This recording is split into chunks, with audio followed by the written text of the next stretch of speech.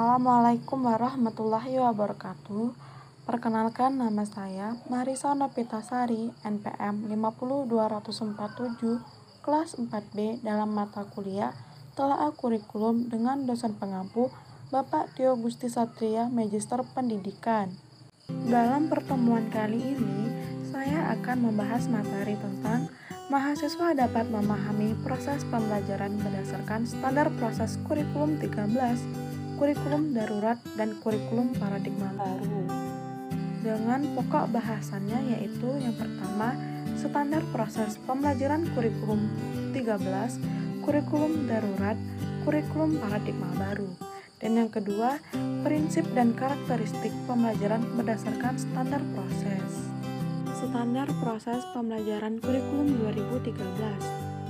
Proses pembelajaran kurikulum 2013 dikembangkan atas prinsip pembelajaran siswa aktif melalui kegiatan mengamati, menganalisis, mengkomunikasikan, dan lain sebagainya yang bisa Anda lihat dalam proses pembelajaran kurikulum 2013.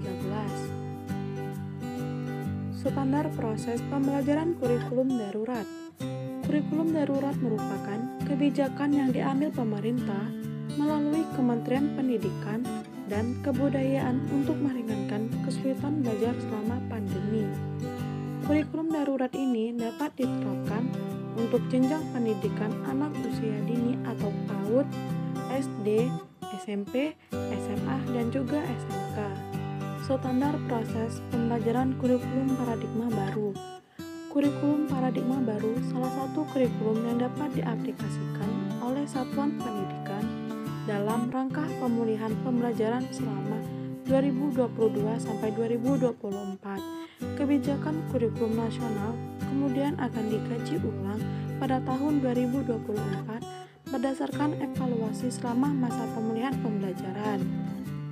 Kedua, prinsip dan karakteristik pembelajaran berdasarkan standar proses. Terdapat 14 prinsip pembelajaran dalam standar proses yaitu 1. Dari peserta didik diberi tahu menuju peserta didik mencari tahu. Yang kedua, dari guru sebagai satu-satunya sumber belajar menjadi belajar berbasis aneka sumber belajar. Ketiga, dari pendekatan tekstual menuju proses sebagai penguatan penggunaan pendekatan ilmiah. Keempat, dari pembelajaran berbasis konten menuju pembelajaran berbasis kompetensi. Kelima, dari pembelajaran parsial menuju pembelajaran terpadu. Keenam, dari pembelajaran yang menekankan jawaban tunggal menuju pembelajaran dengan jawaban yang kebenarannya multidimensi. Ketujuh, dari pembelajaran verbalisme menuju keterampilan aplikatif. Kedelapan, peningkatan dan keseimbangan antara keterampilan fisikal hard skill dan keterampilan mental soft skill.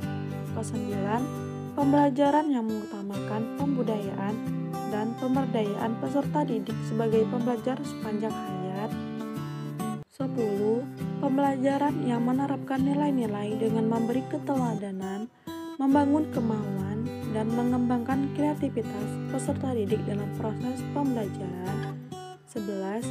Pembelajaran yang berlangsung di rumah, di sekolah, dan di masyarakat.